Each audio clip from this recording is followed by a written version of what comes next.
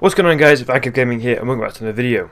Now for today's video, I'm basically doing something that I did a long time ago, maybe 2-3 years ago, back on Battlefield 4, and that is, of course, should you buy Premium? Now if you don't know, Premium is basically the Battlefield service that is Season Pass. So with Call of Duty it's called Season Pass, with single player games like Skyrim it's called a Season Pass, and with basically everything else it's a Season Pass. But because it's EA and they want you to buy it, it's called Premium because it sounds nice.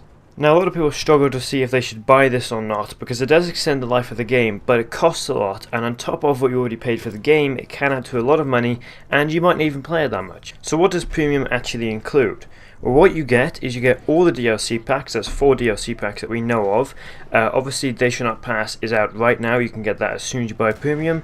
In the Name of the Tsar comes out in July, you get that 2 weeks early. You also get Turning Tides in October, and that comes out 2 weeks early, and then Apocalypse in December, of course, 2 weeks early. Obviously then you get all of the game modes, guns, pickups of the new DLC, and any sort of features that will come along with it. Along with that out of DLC content, you also get 14 superior battle packs, which are cool but reasonably pointless if you don't care about skins, because they are just that. They're just weapon skins, XP boost, puzzle pieces for melee weapons, and occasionally tank skins as well. You do also then get a few premium dog tags as well as symbols to make different logos on your weapons and things in game, and you also get a VIP server access.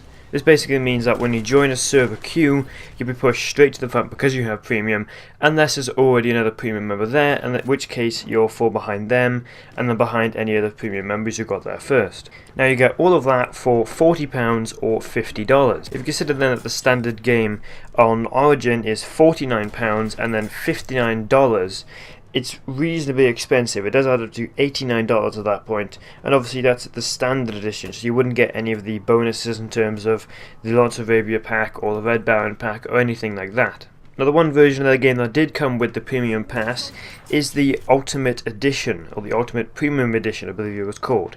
Now this was £104, or I believe $114 to $130. I'm not totally sure, I couldn't find a proper pricing for it, and I can't access Origin USA because I'm in Europe obviously, so I can't access the USA site. But that is very expensive, and for the most part doesn't add up because the only bonus you get is the in-game things like Lawrence of Arabia, a few extra battle packs, and of course the Red Baron pack as well. So is it worth it? Well, the 4 DLCs each extend the game's life by about 2 to 4 weeks, but that's if you're already playing Battlefield 1. If you're not playing Battlefield 1 and a new DLC comes out, you obviously might go, I might go back and play that game now. You go back and play it, realise that it has changed since you last played it, you play it a lot more and really stick with the game.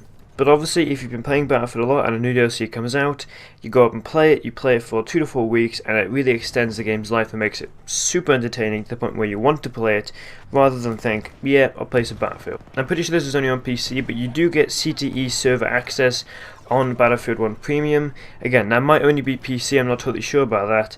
And that basically means that anything new that comes out on CTE, you get it instantly on CTE and you can play it, enjoy it a bunch, and really see if that brings you back to the game. So now the main question, should you buy it? Is it worth it? It really comes down to how much you play the game. If you are an avid fan who plays Battlefield basically all the time, you're a hardcore fan maybe who owns every game and plays them non-stop, then obviously it's worth getting. This also concludes if you're somebody who covers Battlefield like me, it's worth getting it because you're going to get all that new DLC and possibly do really well based upon new DLC content that comes out early. So again, if you're a hardcore fan, it's definitely worth getting. Now if you're sort of in between, you come back, you play the game for 2 weeks, you leave it again, come back, play it for 3 or 4 weeks, so you're a fan of the game but you don't play it a huge amount, it's really worth then just buying the individual DLC that you want.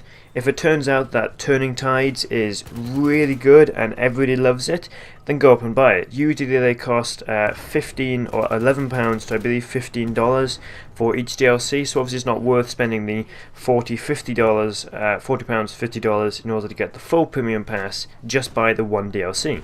But I'd say if you're really not bothered about a certain DLC and you just enjoy playing the game for 2 weeks, then leave it a bit, 3 weeks again, then I would say don't bother. The game is plenty fun enough on its own, and for the most part the DLC stuff is good but doesn't really add too much if the best maps are already released. Occasionally you'll get a fantastic DLC like Close Quarters and Battlefield 3 that is seriously worth buying, but for the most part it's not really worth it. Now obviously the most obvious one, if you're a casual fan who bought the game to play with friends for a while and you play it for a month or so and then haven't really played it since, obviously it's not worth it. Don't bother at all. If maybe you enjoy watching stuff in Battlefield and occasionally play it but you're not really an avid fan, again I wouldn't bother just because it's going to be a waste of money.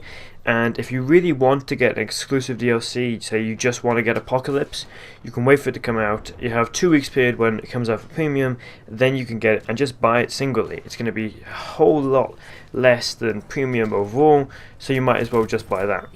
So now hopefully you guys did enjoy the video. Like I said, I did my premium because of coverage on Battlefield and because I'm a massive fan of Battlefield games and I really want to play all the DLC that comes out for Battlefield 1.